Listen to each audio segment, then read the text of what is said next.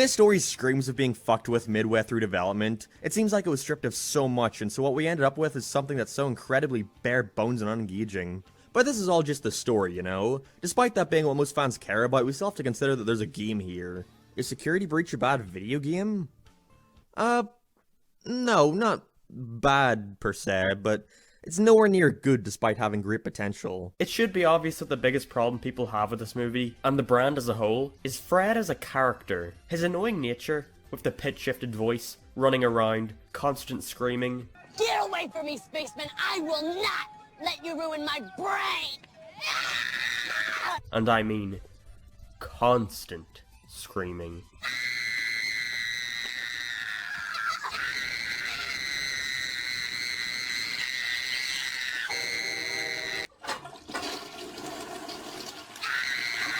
Nice hair, moron!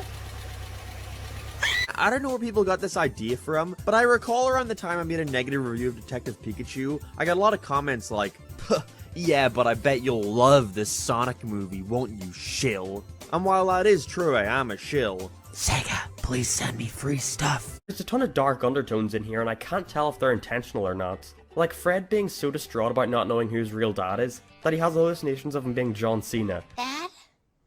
What do you think I should do? Who then proceeds to beat him up.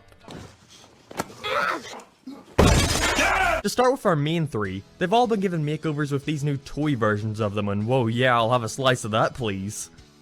Is what some weird people would be saying. Scooby-Doo 2002 is better than Scooby-Doo 2. What? Did you even watch Scooby-Doo 2?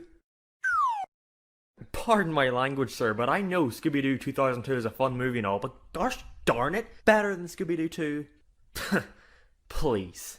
Dudley's partner is the best agent of Tough, Kitty Catswell. She's basically his opposite. She's short-tempered and highly skilled. I actually don't mind their dynamic at all, they work pretty well off each other. And I guess others must have thought the same, because despite this show being generally forgotten, she's the one character I still see posted about from time to time.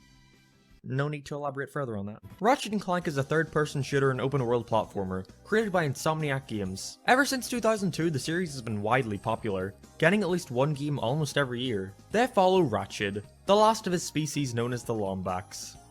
Maybe. And Dick Dastardly. Oh Dick, sweet summer angel.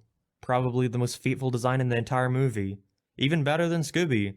He's fantastically translated into this new iteration, and yet we can't appreciate it because everyone else looks so out of place. The casting in this film is abysmal. Apart from Manny. He's alright. I was seeing a new clip pop up every day. I think all that really hit about it was the finale, but everything else was shown before it even came out. But smart, because I could not frickin' avoid this thing. I saw it everywhere. Billboards, posters, YouTube recommendations, so I was like, screw it, fine, I'll watch your dying little girl movie, Disney.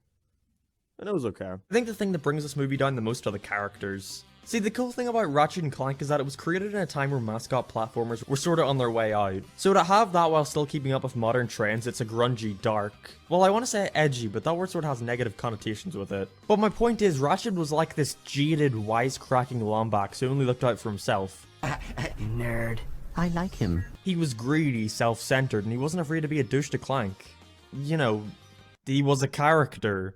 But in this movie, he's a wide-eyed, cuddly, cute creature who wants to be a hero and help people because he's super nice. Then he meets this little defenseless robot and basically takes on a caretaker role with him. I don't know why they took this approach. Did they assume the kids today couldn't relate to an annoying, greedy guy that just wants to get what he wants? Because that's exactly what a kid is. It was different, sure, but in the first movie I still think it worked rather well. I mean, when he screams, you know, you can really feel that, by gosh. Right in your eardrums as they start to bleed. But you know, bleed in a good way. What do you mean in a good way? That's like a medical emergency. But in Fred 2, he's clearly hit puberty now, so his voice just consistently sounds off. It's awful. Why am I even in this dumb video if you're just gonna interrupt everything I say? There's a scene where he imagines the music teacher turning into a fly and sucking his blood, and he just wakes back up again on the floor of the school, and everyone just acts like nothing happened. Ready to go to class? That's a good suggestion.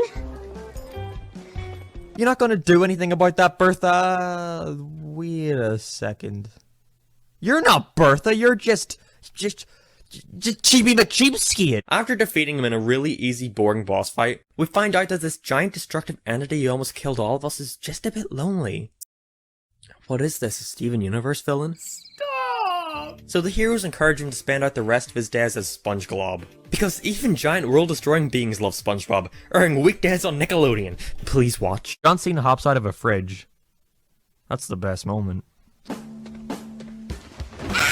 Tom wants to play the piano for money, and Jerry comes in for no reason to ruin it. That's it, that's how it starts. Then Tom is just brought into the hotel to get rid of him. Like, I think it's pretty important to establish Tom as the bad guy here, but he did nothing wrong. Piss off, Jerry, the man just wants to grill. The only character who's worth talking about, again, rather than John Cena, is Kevin. This guy cares way too much about giving a good performance. Which is weird because according to Lucas, during the filming of the first Fred movie, the actor for Kevin walked up to him and said he was only doing the film because his manager told him to. I mean, hell, props to him for trying, clearly no one else was. Bertha is in it for just one scene of the film and then disappears. John Cena is in it for one scene and then disappears. The conflict comes from Crocker trying to capture Timmy's fairies. How special. But this time he's teaming up with the classic antagonist, Amanda from Bunsen is a Beast. Otherwise known as a literal child. What a team up, I'm so intimidated. By saying all that, was there anything I actually liked about Fred 3 Camp Fred? I thought this joke was funny.